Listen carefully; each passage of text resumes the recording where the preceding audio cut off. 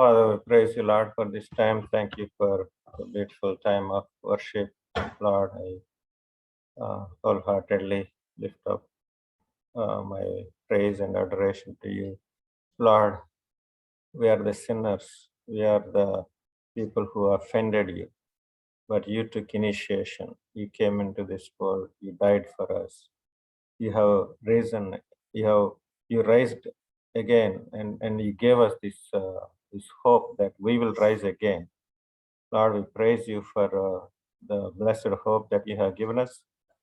Lord, we thank you for this time of retreat, a special time where we could sit at your feet and learn. Lord, I praise you for Sai, who is able to spend some time with us and share the word. And also thank you for Stephen, who spoke yesterday. Thank you, Lord, for your goodness to us. Lord, I pray that you bless this final session for us. You speak to us and give us your word. In Jesus' name I pray. Amen. Okay. Brother Sai will share the final message. So giving this time to him.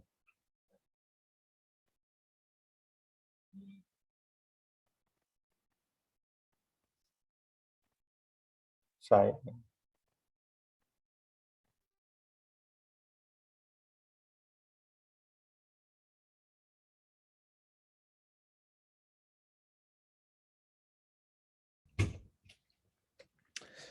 Well, it is very,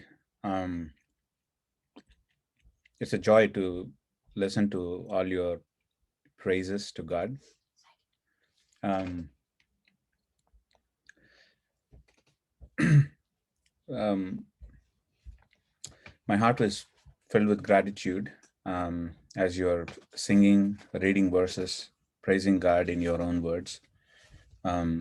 It's really such a joy. And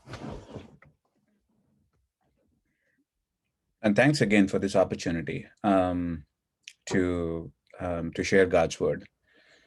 Let's turn to the Lord in prayer for His help in this final session. Lord God, we come to you. We praise you and we thank you, Lord.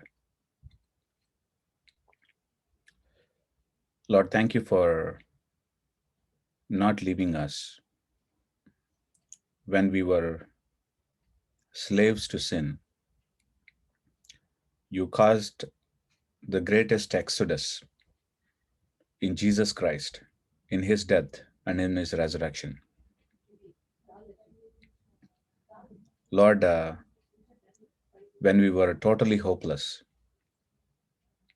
when we were living according to the schemes of this world, it's you who uplifted us from the mighty clay of this world. Lord, it's you who saved us. It's you who regenerated us. It's you who gave us the genes that desire you, the genes that seek you. Lord, we bless your name for what you have done in our lives and what you are doing still in our lives. Day by day, as we pollute ourselves by being in contact with the world. In our failures, Lord, you have been sustaining us. You have been showing long suffering on us. And in our successes, you are cheering us. Lord, in all, you have been forming us into this image of Christ. We thank you, Lord, for not giving up on us. And this is a confidence that we have in you. And with this confidence, Lord, we offer this prayer. And at the same time, Lord, we pray for your help this session. Please guide my thoughts, guide my words, and Lord, use them to bring edification to your children and glory to yourself. We invite you, we invite your help in Jesus Christ's name. Amen.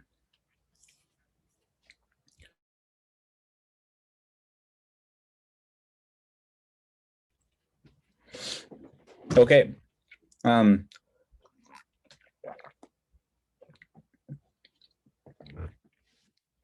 what is the theme of this conference?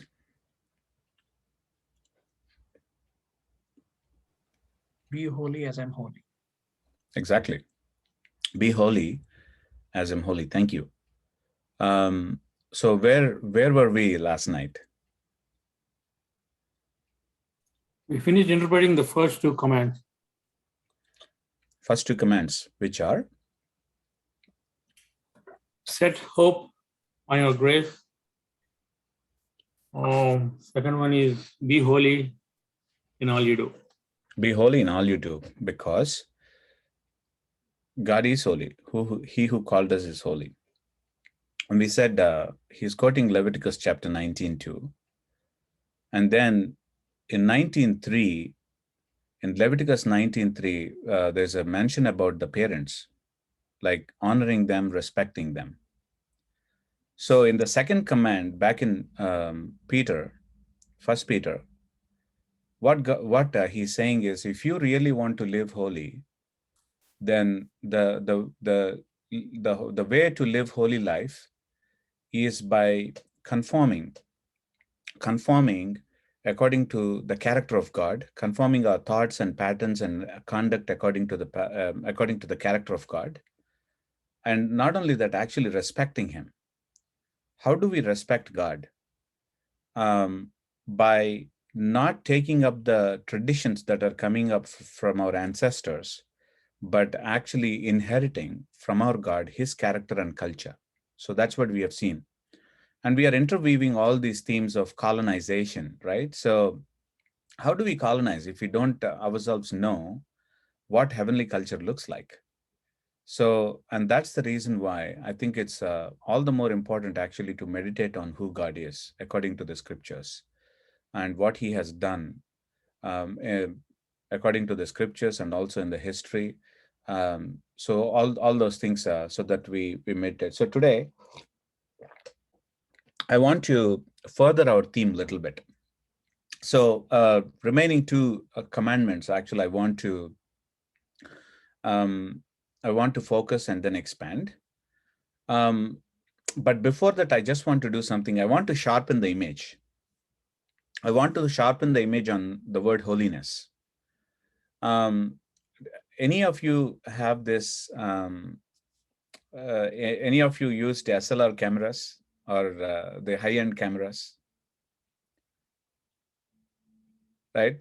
So, brother, when you see, do you sharpen the image that you have a zoom in? You have actually the clarity comes out. So, what do you do for clarity? Please tell us.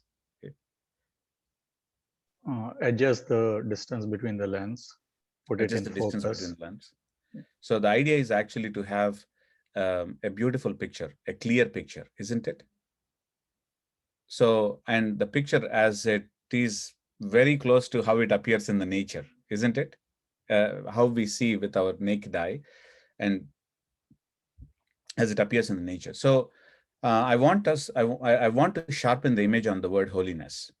Where should I go for that? If I need to sharpen the image on the word holiness, where do you think I should start? Focus on the Bible and look at it with correct lens. Yeah, exactly. So especially which piece of the Bible, which part of the Bible should I go to? The entire Bible. Entire Bible, but yeah. If the New Testament actually is building upon the Old Testament concept, isn't it very natural that actually I go and start from there? Yes. Right? Yeah. So that's what I want to focus on today. So what did we understand so far about holiness? So I just want us to put together these thoughts. I know actually this is a preaching would have been very good, but since this is Zoom, I really want us actually not to just from me. It's a monotonous preaching, but I want us to interact and then work together. So that I know actually how much we are understanding, how much I'm communicating really well here. So what is our understanding of holiness so far from this conference, or even before we acquired that topic? before the conference?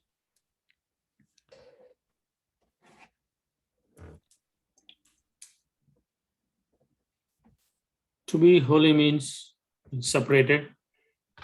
Very good. So we have to be separated from the world to be holy, as it says that we have to be holy as God is holy. So we cannot be holy by ourselves, but it is through God we can be holy. Yes. Yes. Excellent. Anyone want to add or re-emphasize or affirm what Brother John said?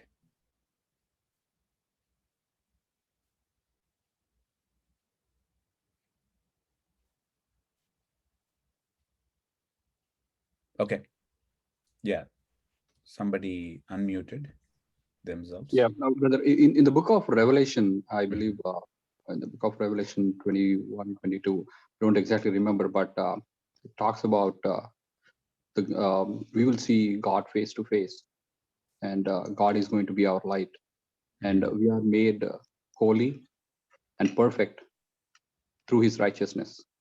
And yeah. Yeah. We are made holy and perfect through His righteousness. Yeah. Yeah.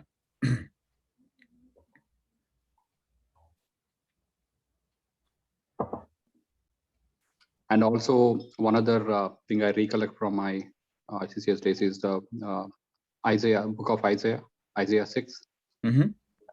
Isaiah was himself considered to be a righteous man in those days, and when he encounters the Lord and he falls face down, that he's ruined, and that is kind of, I think our, just our righteous deeds might be like filthy rags before the Lord. Is one way of looking at the Lord's holiness, because no matter how perfect you try to be with your own strength and with your understanding, but they are all going to be nothing before Him, because the true holiness, I think we need to inherit from the Lord Himself. Yeah. Yeah. Yeah. Very good. All of these actually, I really appreciated what you shared, and they're right. I want to sharpen us a little more. I want to sharpen the image a little more here. But before that, I just want to say something about learning process. When I came to faith in the Lord, almost 21 years ago, when somebody spoke about Abraham, I really thought that they were talking about Abraham Lincoln. When the preachers were talking about Abraham, I thought that they were talking about Abraham Lincoln, because I could not imagine that there was real Abraham after whose name Abraham Lincoln was named. I didn't know any of these things. I thought Abraham Lincoln was in the Bible because Bible was a Christian book. Abraham Lincoln, Bible was a Western book, and Abraham Lincoln, according to my understanding at that time, Bible was the Western book. And it's very natural for me that Abraham Lincoln's name was in the Bible. I had no clue. So through the years, I had to unlearn a lot of things and relearn so many things. So that process has happened. The learning process has happened. And learning is not always, sometimes it is very exciting and sometimes it is very difficult. Sometimes it is very traumatic. It's just like when you go to gym. My cousin used to say all the time, like, you don't need to lift the weights. If you really have a spoon in your hand, and then if you keep doing it 100 times, you will build a muscle. That's what my cousin used to say. And he tried to do it and nothing happened really. But I like workout. I like to run. I like to work out. But when I run, what I do usually is, if I ran 1 mile in 12 minutes, I try to see that, well, can I run really in 11 minutes next week? Can I run 10 minutes the following week? So if I take the weights and then work on them, I really make an effort that, so can I do little more weights? Can I do 2 more rounds, 1 more round? Because I try to extend my muscle. I try to extend my capacity. I try to extend my strength, endurance, all these things as I work out. Our mental muscle is also like that. Our learning muscle is also like that. You know, we have to be willing to extend it, to push it, to stretch it, so that we learn more and more things. It's very unfortunate that in many, I'm not talking about us, but in many places, Christians are the ones whose learning has stopped, because they go to churches, they listen to the messages that really resonate with what they think already. And if there is anything new, it's like, why do we need all these things? All we need is the Holy Spirit. Why do we need that? That kind of attitude. So this is not really good. Out of everyone, Christians are the ones who should be extremely willing to learn, because our God is infinite. He has revealed, he has revealed himself, and then we have to make every effort to expand our understanding, to stretch our understanding of our Lord. And we should not leave any stone unturned for that. We have to we have to make every effort to commit ourselves to that kind of learning. Why am I saying all these things? Because there are some things that we are going to learn from the Old Testament now about holiness, that probably it might sound very new to you. Some of you might have heard it, some of you might not have heard it, some of you might have actually have a partial or vague idea about it. But our understanding is, like, my calling is not actually to tell you what you know already. Or my calling is not actually to identify what you don't know and then tell that. That's also not my calling is. My calling is actually being faithful to the scripture, what the scripture says. What exactly, how does the scripture use that particular term holiness? And for that, if learning has to happen, let's go with that. Let's do that. So that's why sometimes it is a little bit difficult. Sometimes it is easy. Sometimes it is exciting. Sometimes it is not exciting. Sometimes it is boring. But it should not depend on our feelings, but it should depend on our passion to learn God's word. So I hope actually this is the kind of attitude that we all wear in as we embark on this on this thing for today. So let me go to this one quickly. But before we go there, can we turn to Leviticus chapter 10, verses 10 to 12? Leviticus chapter 10, verses 10 to 12.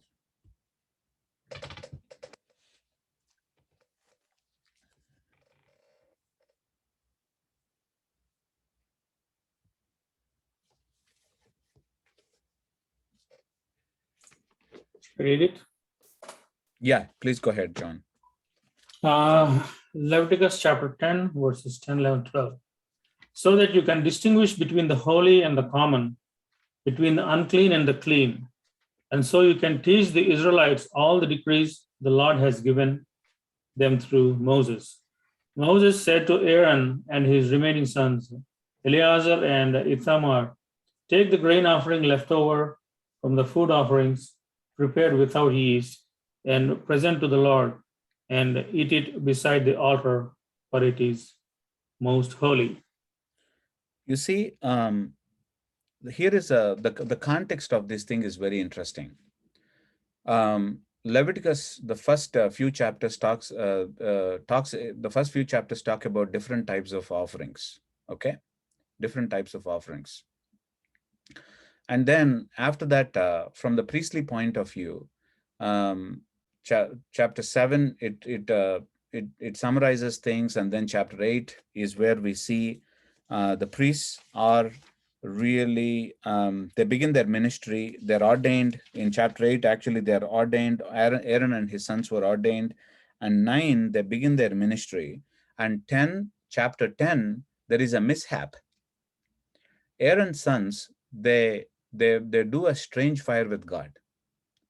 So they treat him not as holy, but they treat him actually in a light fashion. And they pay the penalty for it. They offer strange fire. They were drunk, and they thought that actually they can deal with God in any way they can, and they get burnt up. This is the occasion of Leviticus chapter 10, verses 10 to 12. And God uses this occasion to teach them a very important lesson. And chapter 10, if you see this, you must distinguish. You must distinguish between the holy and what is that, John, in your translation? So you must distinguish between what is holy and Between unclean and the clean. yeah, but distinguish between Holy and the common. Yeah, you must distinguish between holy and the common, between the unclean and the clean, and so you can teach the Israelites all the decrees the Lord has given them through Moses.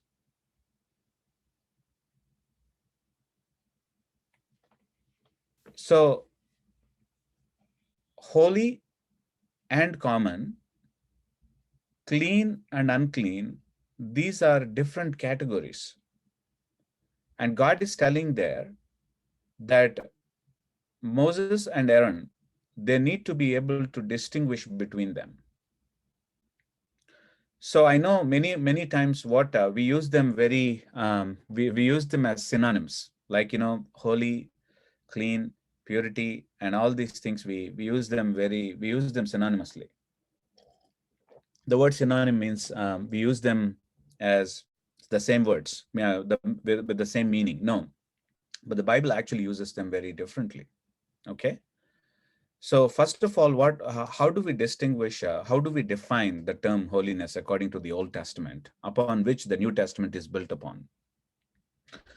The word holy basically is what is completely for, as this picture actually here shows, sacred. And the word unholy or common, or sometimes actually we use the word profane for that, is what is not holy, what is not sacred. So let me, something that I told already, let me use that also again here. Who's the most holy one in Israel?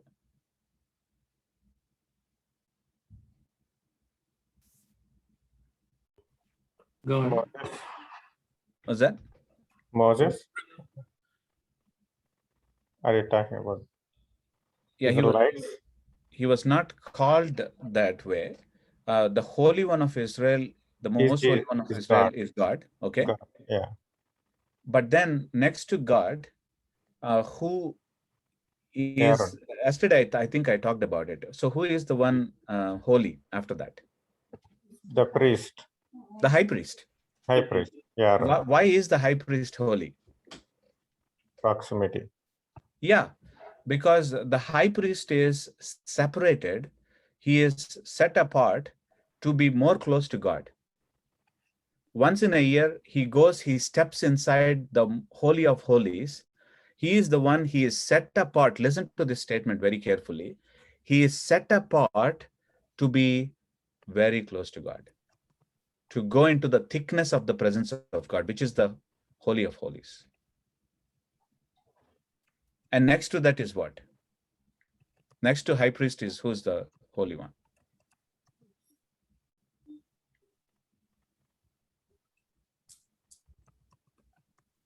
The priests and the Levites.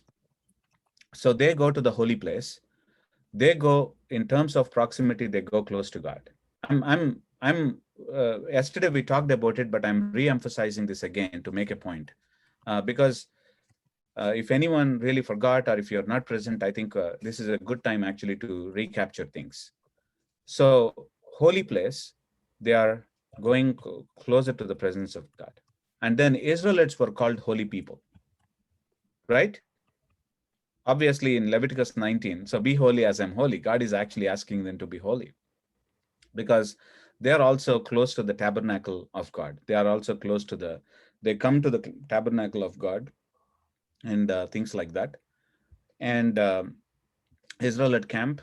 And then outside the Israelite camp is the unholy place. And this morning we spoke about Pastor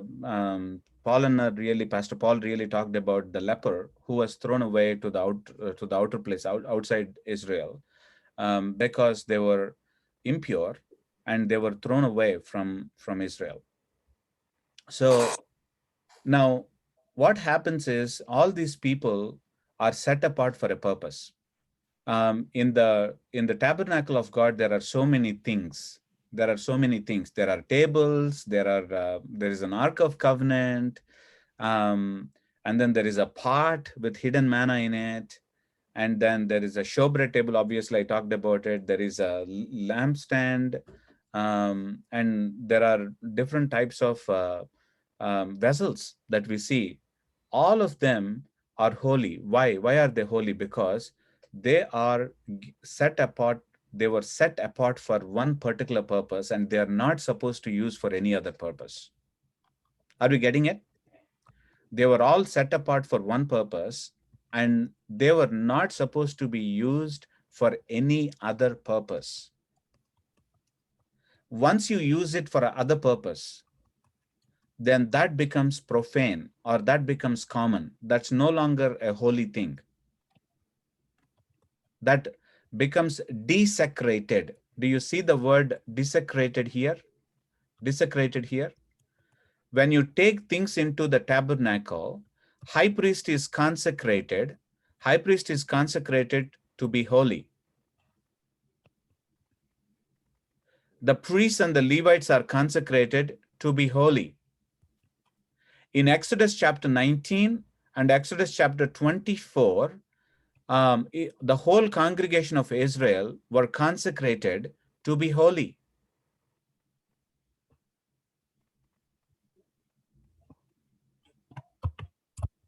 Are we getting it? So they were all consecrated to be holy. But what happens is if a high priest doesn't act like a high priest, he becomes common. He desecrates himself to be he profanes himself. He profanes himself. And if a vessel in the tabernacle is taken, if a vessel within the tabernacle, let's say a glass or something, for our sake, I'm using this word. If a glass in a tabernacle that's completely set apart for one purpose, for God, if that is used for a common purpose, if let's say actually I take it and drink water from it, then that becomes desecrated and that becomes profane. So holiness is a status. So you become holy, you attain that status by consecration, and then you lose that status by desecration. When you don't use it for that purpose, what happens is it becomes desecrated. Let me use one example here, okay, and then I'll share it again. This is a very common example that I share, okay.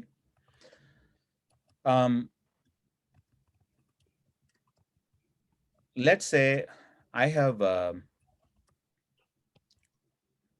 brought a beautiful gift for my wife. Since she's not around, I can say that, okay.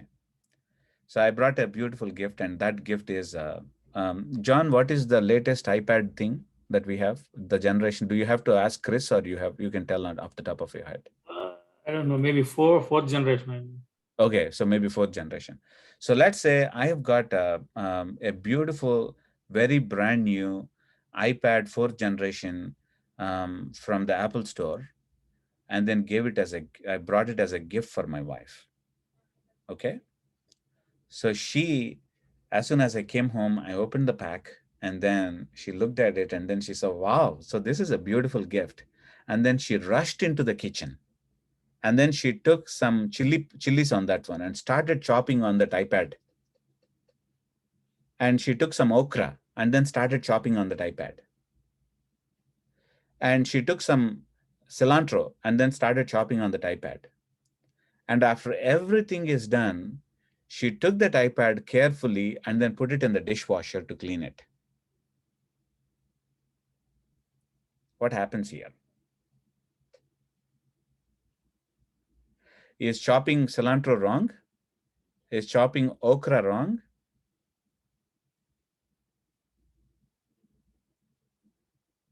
Are these things wrong? No. No. What we are doing here is something that was for a specific purpose. We are not using it for that purpose, but we are using it for something else, and we are desecrating it. Something that was set apart for a purpose, something that was consecrated. iPad actually, in a sense, it was consecrated to do certain functions, to do certain tasks. What we are doing is we are desecrating it. We are using it for other purposes and we are making it common. We are profaning it. So holiness, unholiness. Holiness, common. Sacred and profane. And now let's go to the other category, because that's also important, because we tend to use both of them in a similar fashion here, but they are not. The Old Testament uses them differently. Now on the right-hand side, what do you see here? On the right-hand side, what all do you read? Yeah, unclean. Do I need to increase my sound or okay? Good. Okay. Condition. Condition. Okay. And then what else do we see? Whether we are pure or impure. Uh-huh. So defile means Another word to use for pure is clean. The Bible uses actually clean. And another word for impure, some Bible translations use the word unclean. Okay? So you become pure when you are purified, cleansed. You become impure when you defile yourself. Okay? So pureness and impureness. Let me say certain thing. How, in what ways actually people become impure? Let me say some examples here. When a woman gives birth, then she becomes impure. Women in the menstruation period, they become impure. When somebody touches a dead animal, they become impure. There are some animals actually that are unclean or impure. For example, pork, eating pork. Pig is unclean, and that's why eating pork makes somebody impure, unclean. Now, as I'm saying these things, some of you might have these questions. What's wrong? When somebody gives a birth, what's wrong? What's wrong with pigs? What's wrong with eating pork? What's wrong actually with menstruation cycle? Looks like that's a very natural process. And what's so impure about it? So that's where the Old Testament actually helps us in a greater detail. Purity and impurity are not sinful. Steve already said it. These are not related to sin in the Old Testament. They are not sinful in themselves in the Old Testament. What is sin is if you become impure, and being impure, when you touch the holy things, that's what is sinful. That's when you are really making holy things common, and that is what is sinful in the Old Testament. Then why did they call that pure or impure, clean or unclean? Why are some animals called clean and why are some animals are called unclean? So let me, we can go on and on and on this one, but let me give us some guideposts on this one. So some thoughts that might help us to grapple these thoughts, or at least actually to have a framework to understand them. Once again, as I'm saying, the easiest way to take is actually tear off Leviticus and then throw in the trash can, because it is an Old Testament thing. Jesus has already fulfilled it. I don't need to have it. I can tear it off and then throw it in the trash can in my Bible, in my house. That's one approach. That's very easy. The second approach is act as if actually it doesn't exist in the Bible. Don't really think too much about it. When you come across Leviticus, just zoom, just put a cruise control and then just go on without focusing on that. No, but that's not the way Paul says in 2 Timothy 3:15 and 16.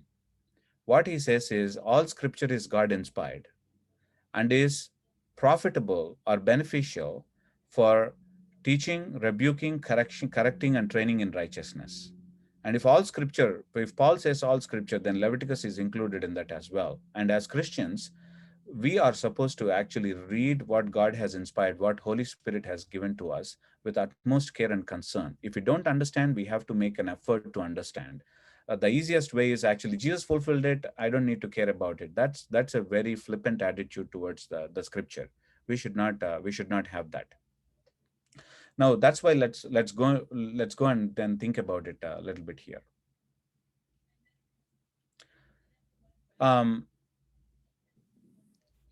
The words pure and impure are shaped according to God's creation.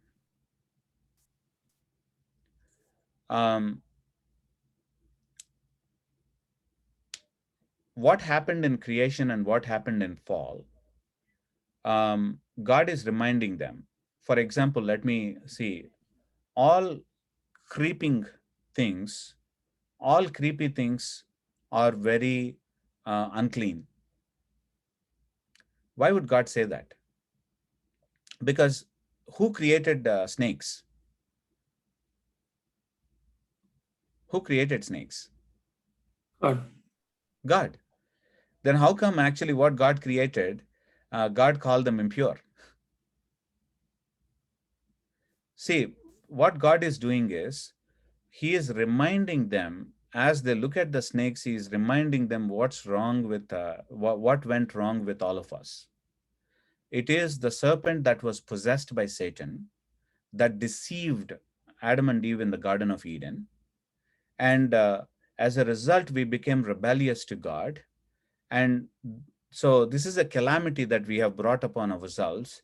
Israelites, whenever they look at these animals, they have to remind themselves, they have to remember, and they have to remind themselves that, okay, so this is what we are, this is how we are taken into deception.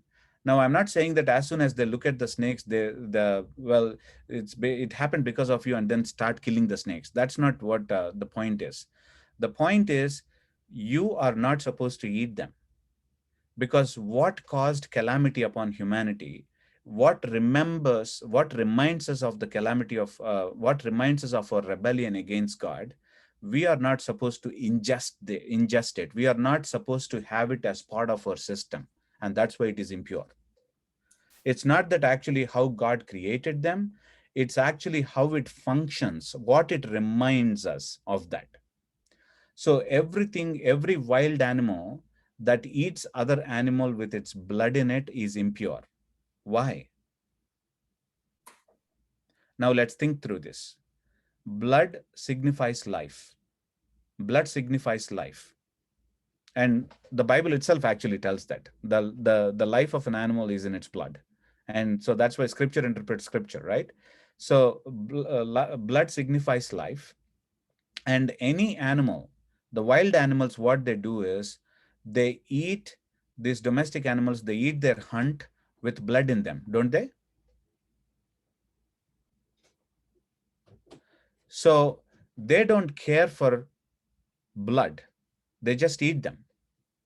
What God is doing is, by calling these wild animals impure, God is shaping the thoughts of Israel by saying that, well, you are to be the people who love life, who should not really demean life. These wild animals you should not ingest into yourself. You shall not actually eat them into yourself, because the problem is they don't care for life anymore. And you are the people of life, and you have to really care for one another. Wild animals, they don't see their prey as weaker. They look for the weaker prey, don't they? Wild animals, they look for the weaker prey. And then they hunt them, they eat them. Israel was not supposed to act like that. They were not supposed to oppress the weaker sections in the society, but they were supposed to actually care for the weaker sections in the society. If anybody is poor among the people of God in Israel, what they're supposed to do when their harvest comes, what they're supposed to do, they are not supposed to take the whole harvest. They're not supposed to reap the whole harvest. What are they supposed to do then? They have to leave some for the people who can come and Yeah. grab. Yeah. So how much should they leave? So 10% maybe. Okay. Let's look at Leviticus chapter 19. Chapter 19, verse 9.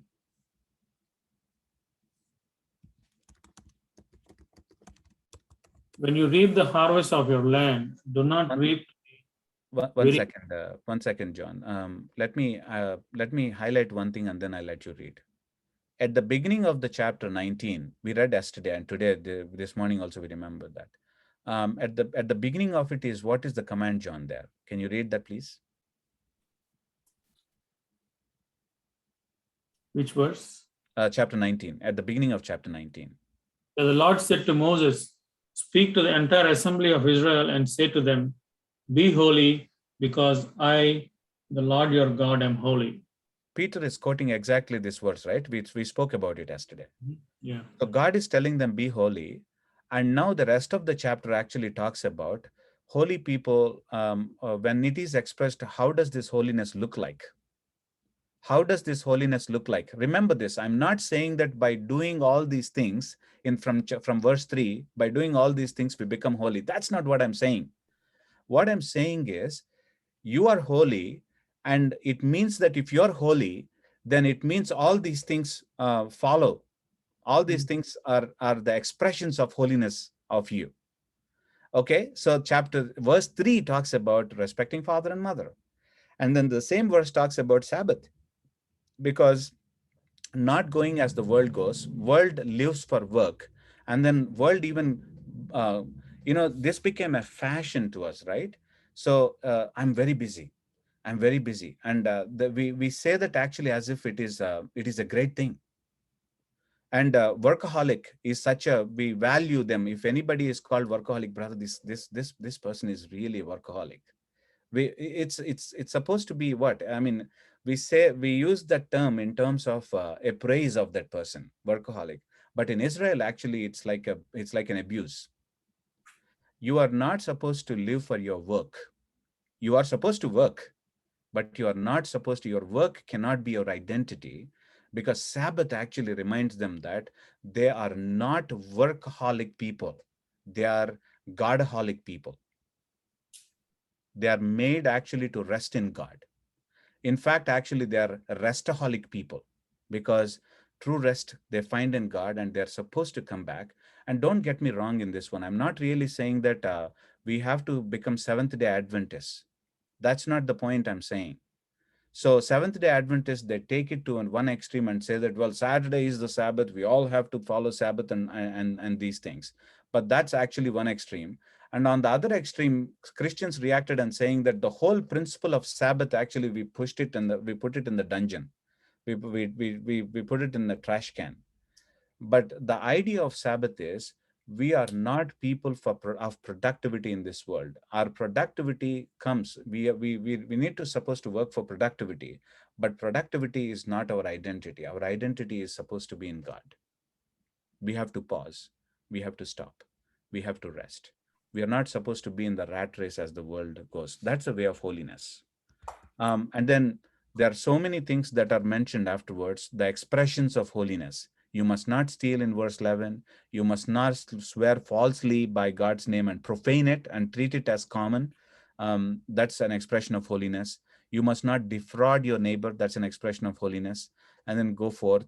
And then go to this one, John, that you are reading right now. In Leviticus chapter 19, verse 8. Whoever eats it will be held responsible because they have desecrated what is holy to the Lord. They must be cut off from their people. When you reap the harvest of your land, do not reap to the very edges of your field or gather the gleanings of your harvest. Do not go over your vineyard a second time or pick the grapes that have fallen. Leave them for the poor and the foreigner. I am the Lord your God. Yeah. If you see, this is an expression of holiness. Now, remember again, I'm not saying that by being generous, you become holy. That's not the point at all. Generosity is an expression of holiness, God is generous. God has given generously the land to Israel. Land doesn't belong to Israel. God has given them generously. Israel was not great. Israel was not a faithful nation. They were murmuring, but God generously gave the land to them. And Israel is supposed to be generous to one another. When they reap the harvest, they have to leave the edges. The point is not that leave the edges means like, the poor would take a little bit of grain and then make a flour for one day. That's not the point. They gather grain as much as it is sufficient until the next harvest, so that the poor will not go to bed hungry until the next harvest. That's the point. And it's very tough. Which of us actually will be happy? So we went to Costco yesterday, by the way, and then we got a Sona Masuri rice bag yesterday. If somebody comes and then takes half of a rice bag, we're like, dude, we got only yesterday. But then the point is, that's what actually, that's what is mentioned here. I cannot be generous to others if I don't learn that God is the one who provides for me. If I don't rest on the fact that it is God who will take care of me, it is God who will provide for me, I cannot really be generous to others. Because I always want to hoard the goods. I always want to treasure the goods. And I always want to see, man, I really have to, like, just like, how when coronavirus happened, what people did, they hoarded the goods. They hoarded the toilet paper because even if others don't have, I don't care about it. If I have, that's sufficient. That's how people actually hoarded the goods in the season of coronavirus. Costco actually ran out of things. But Israel was not supposed to be that way, because Israel is supposed to trust in the Lord. Unless they trust in the Lord, they can't be generous. There is one man who was very generous, and because of him, the line of Jesus actually was maintained. Can you guess that name of that man? Who did Leviticus chapter 19, verse 9?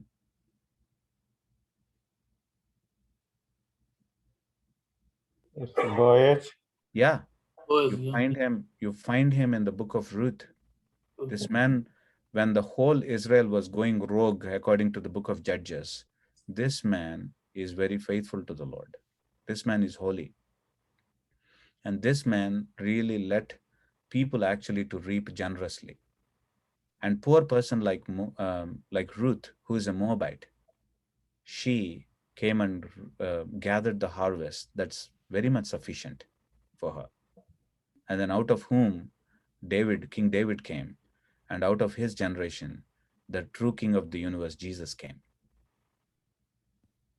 When God's people are faithful, when God's people have the expression of holiness, how much actually God will use that and turn it into a blessing of the entire world. It's amazing to see that. It's amazing to see that.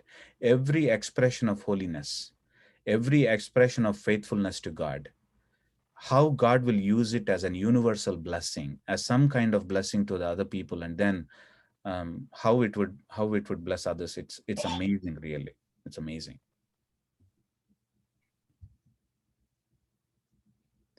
Now, the point actually I want to say is this. I came from the purity and impurity till here, right?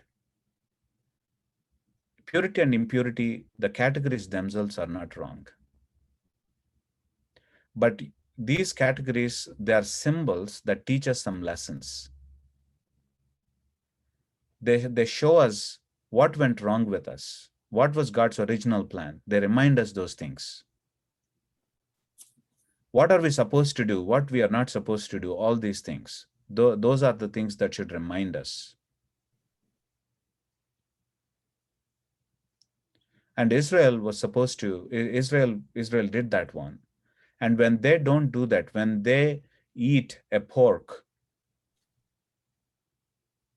which is not a domestic animal, pork eats actually other animals as well. Pork, no, so not pork actually, pigs eat rabbits and things like that. They do.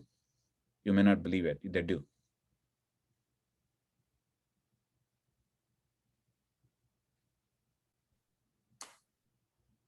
So we are not supposed to be those kind of people. Israel reminds them these things. And some of you actually might have this question. Okay, now in the New Testament, actually, how does it apply to me? I'll come there. But I want us, first of all, to understand these categories very well. So a person ate pork in the Old Testament, and this person actually becomes impure because he has disregarded the things. He did not learn the lesson that symbol gives him, and then he ate it. But there is a way for him to become pure. He needs to become purified. Before he becomes purified, if he goes into the tabernacle and if he touches the tabernacle knowingly, what happens is this person should be cut off from the people of God. Because it's sinful. But there is a way for people to become purified once they become impure, like a woman who go through menstruation period. So she a lot of blood actually goes out of her. So menstruation is not wrong, but the blood actually going out of them, blood signifies life, and that's what actually reminds her that she becomes impure as the blood actually departs from her. When she becomes pregnant, when she delivers a baby, then the going out of blood is more compared to the going out of blood of during the menstruation period, and that's why the amount of days actually that she needs to observe for purity or impurity actually are more now.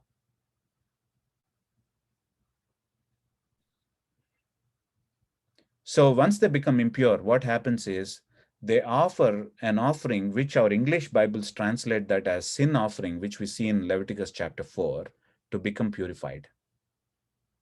The right hand thing, once they become impure, once they touch a dead corpse, what they do is to become purified again, to become pure again, what they do is they offer an offering that we call it as our Bibles in Leviticus chapter 4, it calls it as sin offering. I don't like that. I really don't like that name, sin offering, because that's not the Hebrew word katat really trying to signify there.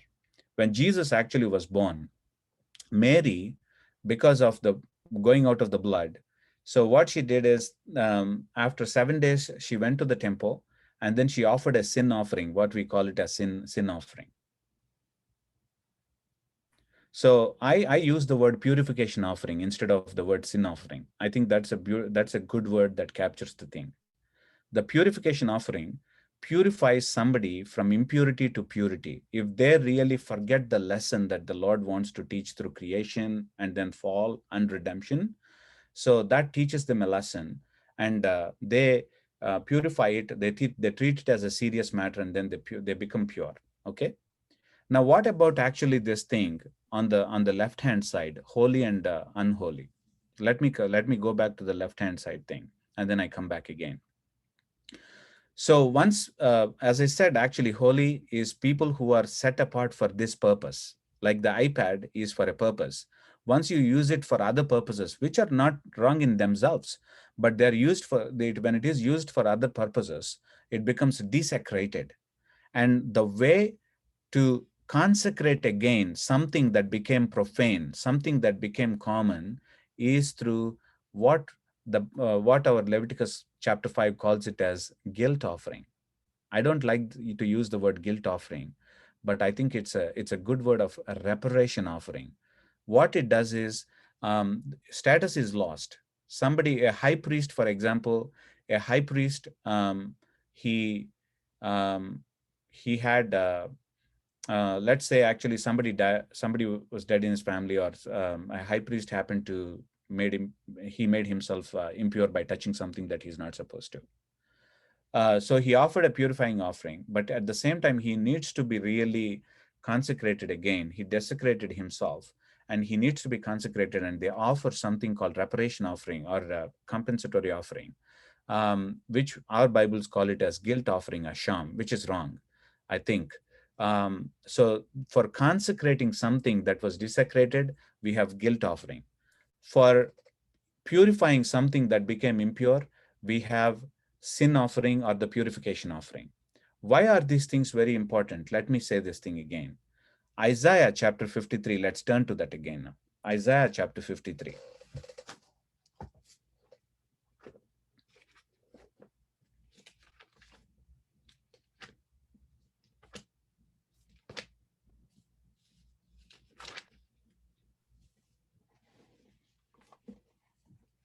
So let's read from, this is Jesus' passage, okay? So it talks about the suffering of Jesus, all right?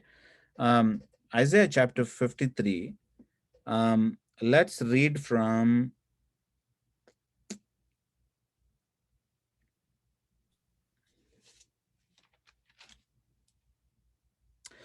let's read verse 10.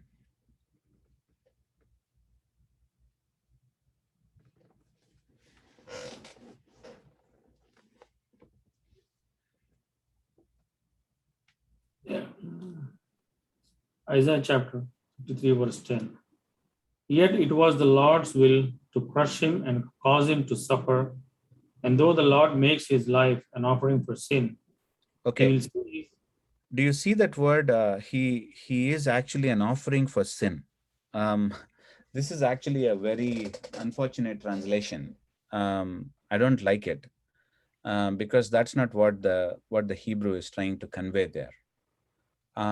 The word used was guilt offering there. What we see on the left-hand side. You know what happened to Israel? What happened to Israel is, as I said, Israel was taken into exile. Israel was taken into exile. They are removed from the land. They are removed from the land which has the temple in it, which has the presence of God in it. When they're removed from the land, what happens now? When they're cut off from the land, what happens? With respect to the presence of God, what happens to them? They become desecrated. They become desecrated because they move away from the presence of God. Do you see that? They move away from the closeness, from the proximity of the to the presence of God. And that's why they became desecrated. They lost their status as holy people.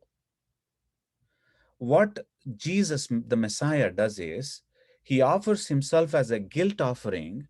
And what he is doing is he is taking away their sins.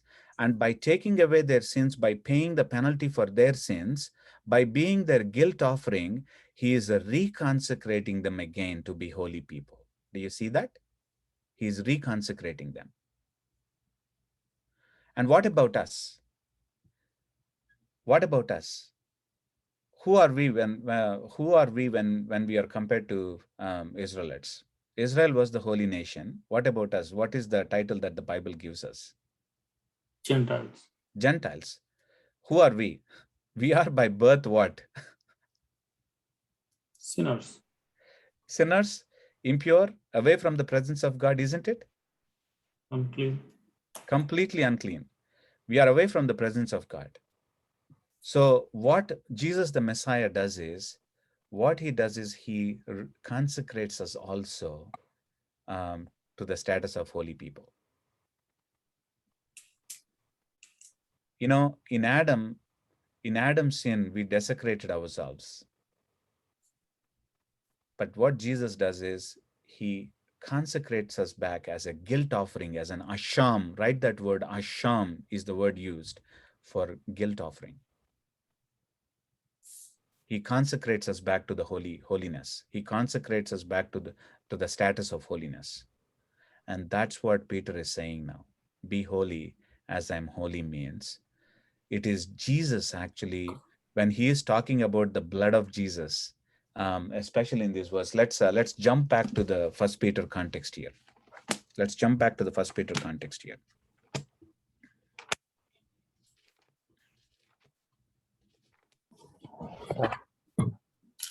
Sai, Yes, Anna. so how much time do you need? Are we done? Yeah, we're out of time. So Can we do 10 minutes from now? yeah, okay. Is it okay? Okay. Yeah. So when we take a look at this, verse 18 in chapter 1, for you know that it was not with perishable things such as silver or gold that you were redeemed from the empty way of life handed down to you from your ancestors, but with the precious blood of Christ, a lamb without blemish or defect. It's pointing out back again to that. Jesus actually was given as a guilt offering, a sham for us, an offering that consecrated us back to God, that consecrated us to the status of the holiness. And how does that holiness actually come into picture now? So chapter 2, let's come to the third imperative here. What is the third imperative? Love one another deeply. Love one another deeply. But before that, actually, there is a word, rid yourselves. Sorry, 1 second. I missed the verse, 1 second. So 122, right? Verse 22, yeah. 122, okay. Now that you have purified yourselves by obeying the truth, so that you have sincere love for each other, love one another deeply. Now, listen to these words very carefully. These words purify your, since you have purified yourselves, that's the word actually used, the Greek word again, it was also used in Numbers 6, it's a Nazarite passage. A Nazarite is somebody who says that I'm not going to live for anything, at least in the next few days or for the entirety of my life. I'm going to live completely for God. He is going to make a decision like that. A Nazarite actually is going to make a decision like that. And that's what is the word used again in Peter also. That's the same word. And what Peter is saying is, just as Nazarite actually makes a vow that I want to be for God completely, those who are made holy by the compensatory offering, by the asham, what is translated as guilt offering, through this guilt offering of Jesus Christ, what happened to us, every one of us who is made holy, now make up our minds. Now we make up our minds to love one another. That's what he's saying. We are Nazarites to love one another. We are saying that I exist now to love my brothers and sisters. As much as I exist actually to love my God, it's on the same breath it is saying that I exist to love my brother and sister. This is a huge thing, huge thing. If I'm a Nazarite to love others, you are a Nazarite actually to love others deeply from the deep depth of your being. You are solely committed for the well-being of your brother and sisters. How can we slander on others then? How can we backbite others? How can we speak evil about others? If I am a Nazarite to love others, how can actually I harm others through my words, through my actions? How can I say that I have trouble forgiving you? How can I hold bitterness in my heart if I'm a Nazarite to love others?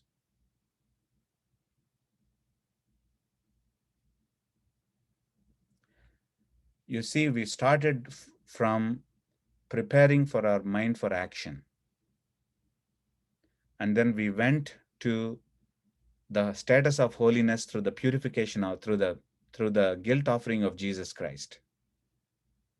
And then through that, Jesus has made us holy so that we become Nazarites to love one another. And now he is bringing home that point. He's bringing home the issue of holiness now using the fourth imperative. Let's read that and then let's close it here. Chapter 2, crave pure spiritual milk. In chapter 2, verse 1, let me start from verse 1 there. My Bible actually has, my NIV has, rid yourselves of all malice and deceit, hypocrisy, envy, slander of every kind. Therefore is the word. Because if I am a Nazarite to love others, I'm a Nazarite to love others. Therefore, unclothe yourself. That's what he's saying. Remove your clothes. Remove your clothes. What kind of clothes you need to remove? The clothes that you wear that has deceit, that has hypocrisy, that has envy, that has slander of every kind. These kind of clothes, remove it. Because you are a Nazarite. How can you wear this kind of clothes now?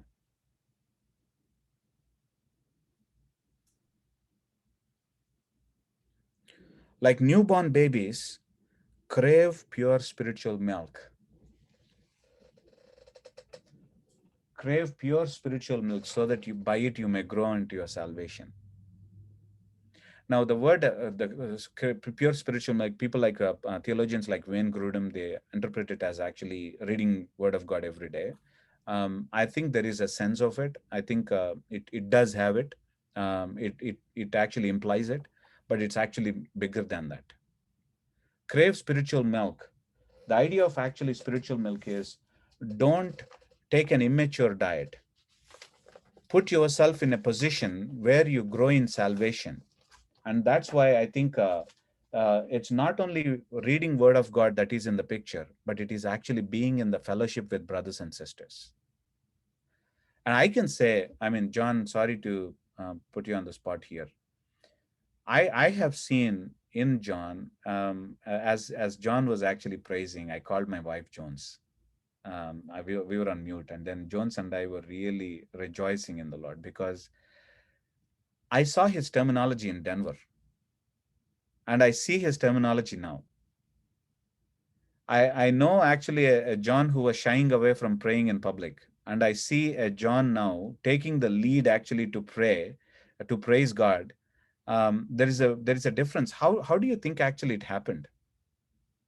It happened because the pure spiritual milk of fellowship, being in your midst, how you really poured out into his life, all of you, how you spoke God's word into his life, how you prayed in front of him. All those things actually shaped him, and then made him, and then it's helping him growing in his salvation.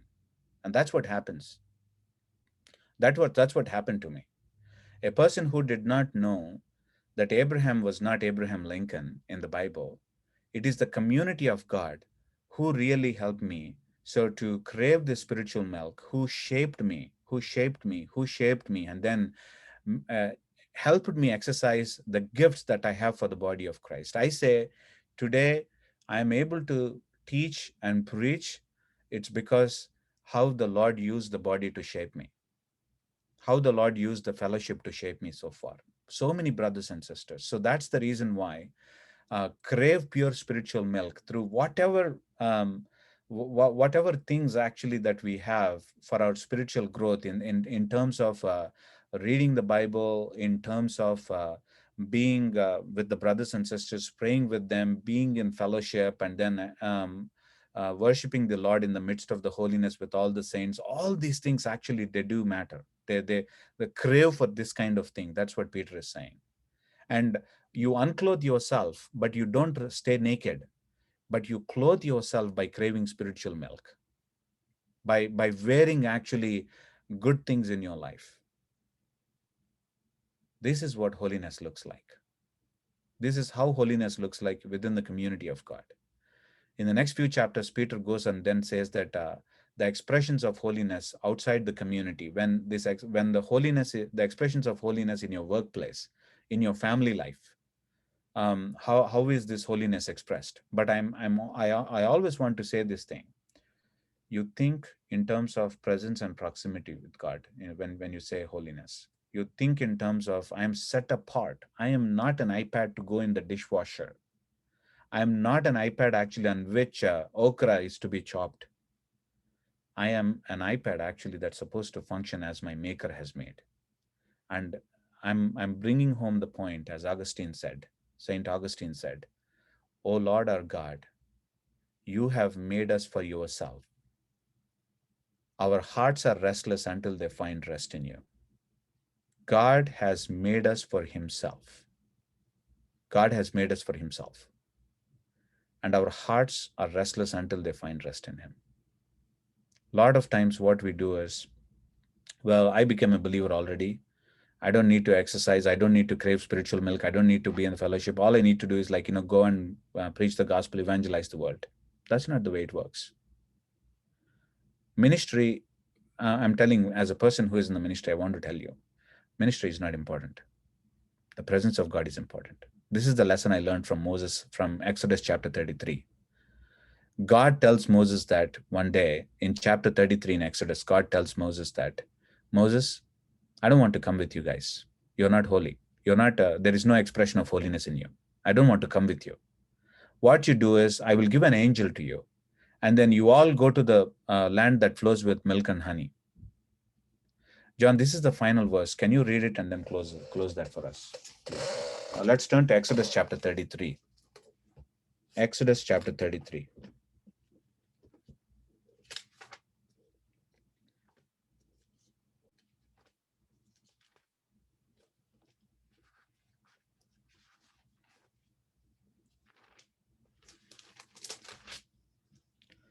Verse 12. Can you read verse 12, John?